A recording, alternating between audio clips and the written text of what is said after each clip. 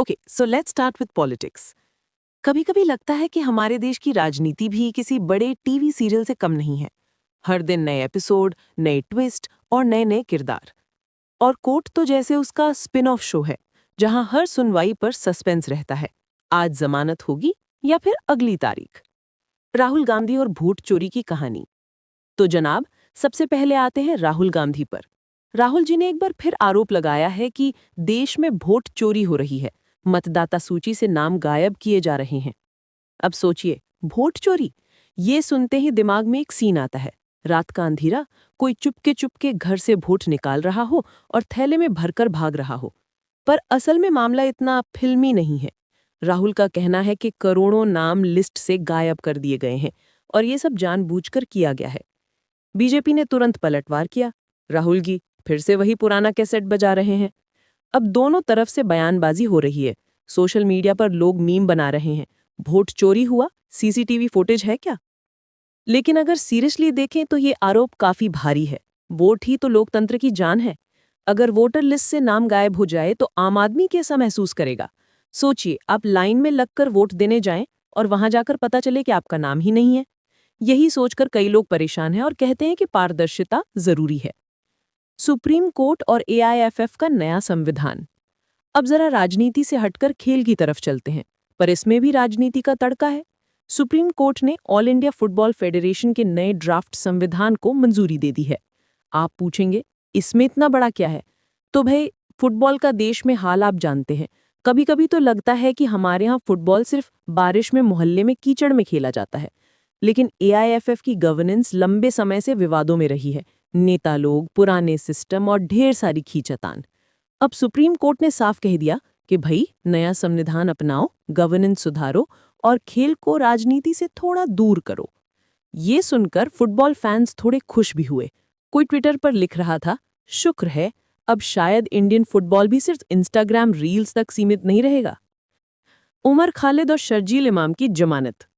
अब आते हैं उस केस पर जो लंबे समय से सुर्खियों में है, दिल्ली दंगे। इसमें एक्टिविस्ट उमर खालिद और शर्जील इमाम काफी समय से जेल में हैं और उनकी जमानत की अर्जी सुप्रीम कोर्ट में लगी हुई है। लेकिन जैसा कि अक्सर होता है, सुनवाई फिर टल गई। जज साहब ने कहा कि अभी डॉक्यूमेंट पूरे नहीं हैं, अगली सुनवाई 22 सितंबर को होगी। एक पक्ष कहता है कि ये लोग निर्दोष हैं, दूसरा पक्ष कहता है कि ये मास्टरमाइंड है और बीच में फंसी है अदालत, जो सबूतों और बहसों के बीच रास्ता निकालने की कोशिश कर रही है। अगर आप और मैं इसे इंसानी नज़र से देखें तो ये सारी खबरें हमें एक ही बात बताती हैं, हमारा लोकतंत्र हर दिन टेस्ट पर है। राहुल गांधी का वोट चोरी वाला आरोप हमें सोचने पर मजबूर करता है कि क्या वोटिंग प्रोसेस वाकई 100% सुरक्षित है।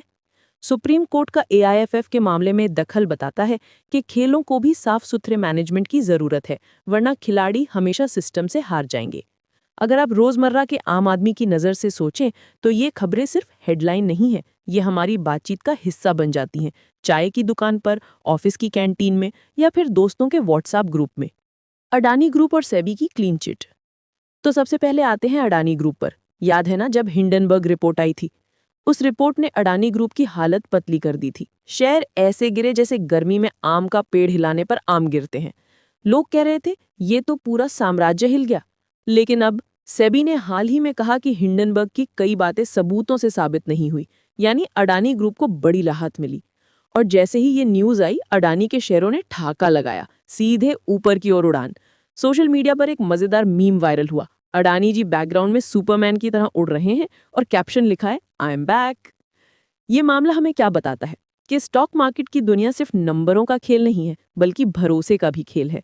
जब भरोसा टूटता है तो अरबों का नुकसान हो जाता है, और जब भरोसा लौटता है तो अरबों वापस जेब में आ जाते हैं। अनिल अंबानी और राणा कपूर का मामला। अब दूसरी बड़ी खबर, सीबीआई ने अनिल अंबानी और येस बैंक के पूर्व प्रमुख राणा कपूर पर 2,796 करोड़ रुपए के भ्रष्टाचार केस में चार्जशीट दाखिल की है। याद है 2000s में जब अंबानी भाइयों की हर रोज खबरें अखबार में होती थी, लोग कहते थे मुकेश और अनिल दोनों ही देश की इकोनॉमी की धड़कन है। लेकिन धीरे धीरे कहानी बदलती गई। आज हालत यह है कि मुकेश अंबानी का साम्राज्य और भी मजबूत हो गया है और अनिल अंबानी कानूनी पचड़ों में फंसे हुए हैं। ये केस सुनकर आम जनता यही सोच रही है, यार 2796 करोड़ तो हमने जिंदगी में गिने भी नहीं होंगे, और यहाँ ये लोग उधार उधार खेल कर रहे हैं। किसी ने व्हाट्सएप ग्रुप में लिखा, अगर इतने पैसे मेरे अकाउंट में गलती से भी आ जाएं तो मैं तो हार्ट अटैक से मर जाऊंगा। अब आते हैं शेयर बाजार की रोज की कहानी। आज निफ्टी ने लाल निशान में ओपन किया, सेंसेक्स भी गिरावट में रहा, लेकिन बीच बीच में कुछ शेयर ऊपर जाते रहे, कुछ नीचे। असल में शेयर मार्केट ऐसा दोस्त है जिस पर आप कभी भरोसा नहीं कर सकते। कभी आपको लगेगा कि अब सब कुछ डूब गया, और अगले ही दिन वो कहेगा, सरप्राइज, देखो प्रॉफिट। कई छोटे निवेशक इस उठापटक में पिस जाते हैं। एक सज्जन कह रहे थे, मैंने तो बस 5,000 लगाए थे, अब 3,000 बचे हैं। भाई, ये मार्केट है या मैजिक शो? लेकिन अगर लंबे समय की बात करें तो ये मार्केट ही है जो इकोनॉमी की धड़कन बताता है। लाल हरा होना आम है, मगर निवेशकों के लिए सब्र रखना सबसे मुश्किल काम है। मदर डेयरी की राहत वाली खबर। चलो अब एक अच्छी खबर भी सुन लो। मदर डेयरी ने ऐलान किया है कि 22 सितंबर से उनके प्रोडक्ट्स थोड़े सस्ते हो जाएंगे। अब ये सुनकर गृहिणियां और आम आदमी दोनों ने राहत की सांस ली। किसी ने ट्विटर पर लिखा, अरे वाह, अब कम से कम दूध पीना महंगा शौक नहीं रहेगा। ये डिसीजन जीएसटी रिलीफ और दूसरे कारणों से लिया गया है। सोचा जाए तो ये छोटी सी कटौती भी लोगों के लिए बड़ी राहत है। आपको शायद याद हो, जब भी दूध के दाम बढ़ते हैं तो चाय बेचने वाले से लेकर घर की बजट संभालने वाली माँ तक सबके चेहरे पे चिंता आ जाती है। तो इस बार जब दाम घटे हैं तो मान लीजिए छोटी सी दिवाली हो गई। समीर मोदी की गिरफ्तारी ने तो हलचल मचा दी। ललित मोदी का नाम पहले से चर्चाओं में रहता है, अब भाई का केस भी सामने आ गया। वहीं पंजाब में एनआरआई महिला की हत्या सुनकर दिल वाकई भारी हो गया। सोच के ही डर लगता है कि कोई फियांसे ही सुपारी दे दे। डूसू इलेक्शन में एबीवीपी की बढ़त दिखाती है कि स्टूडेंट पॉलिटिक्स भी गर्म है। कॉलेज पॉलिटिक्स की अपनी अलग फिल्म चल रही होती है। पोस्टर्स, स्लोगन्स और कभी-कभी तो दोस्ती यारी तक दांव पर लग जाती है। बैंगलोर में बारिश और वाटर लॉगिंग, अरे भाई ये तो हर साल का सीजन है। बैंगलोर के लोग अब शायद ऊबर, ओला और बारिश ऑल इन वन पैकेज के साथ ही जी रहे हैं। दिशा पटानी के घर फायरिंग करने वाले दोनों अक्यूज्ड एनकाउंटर में ढेर हो गए। लगता है पुलिस ने साफ संदेश दे दिया कि कानून के साथ खिलवाड़ करोगे तो अंजाम यही होगा। और हाँ, दिल्ली जू में शंकर हाथी की मौत सुनकर दिल दुखा। वो सिर्फ जानवर नहीं था बल्कि बच्चों की यादों का हिस्सा था। अब प्रोब चल रहा है, लेकिन जो जगह खाली हुई है उसे भरना आसान नहीं। Next, Tamil actor comedian Robo Shankar का जाना भी एंटरटेनमेंट वर्ल्ड के लिए बड़ा झटका है। ऑडियंस को हंसाने वाला इंसान चला गया, ये हमेशा सबसे भारी खबर होती है, क्योंकि हंसी बांटना सबसे मुश्किल काम है। अब आते हैं ताज़ा नेशनल अपडेट्स पर। ईपीएफओ का सिंगल लॉगिन सिस्टम आया है। मतलब अब एम्प्लॉयज़ को लॉगिन करने के लिए यूज़र नेम भूल गए, पासवर्ड भूल गए वाला ड्रामा कम होगा।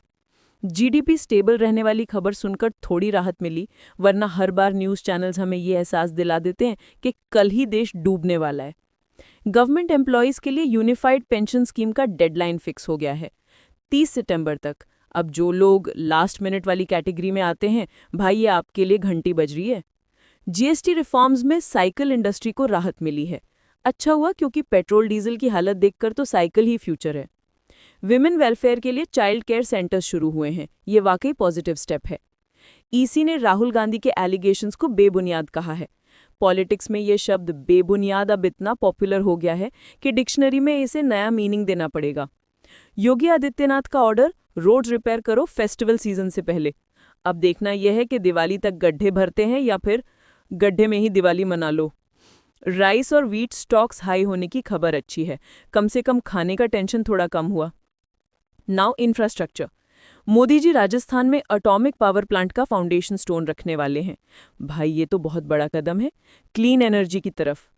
कुंभ मेला के लिए नासिक में 993 करोड़ का रोड और ब्रिज काम अप्रूव हुआ है। जरा इमेजिन कीजिए, इतनी बड़ी भीड़ और ट्रैफिक, अगर ब्रिजेस ना हो तो कुंभ मेला स्विमिंग कंपटीशन बन जाएगा। पीयूष गोयल यूएई जाने वाले हैं इन्वेस्टमेंट टास्क फोर्स को चेयर करने। मतलब सिर्फ पैसे का खेल नहीं, डिप्लोमेसी भी साथ में। स्पोर्ट्स। एशिया कप में इंडिया वर्सेस ओमान मैच, ये भी क्रूशल है। क्रिकेट में तो वैसे भी हम सब एक्सपर्ट होते हैं। मैच में प्लेयर चाहे जो करे, सोफा पर बैठे फैन ही असली कोच होते हैं। वेदर की बात करें तो हैवी रेनफॉल कई राज्यों में जारी है। दिल्ली, यूपी, राजस्थान, महाराष्ट्र। लगता है मॉनसून ने डिसाइड किया है कि जाते जाते सबको याद दिलाएगा। हेल्थ। और सबसे बड़ी हेल्थ न्यूज़, केरल में अमीबा इन्फेक्शन से 19 लोगों की मौत। ये वाकई चिंताजनक है। हेल्थ एक्सपर्ट्स कह रहे हैं कि साफ पानी और हाइजीन सबसे ज़रूरी है। कभी-कभी छोटी सी लापरवाही बहुत भारी पड़ जाती है।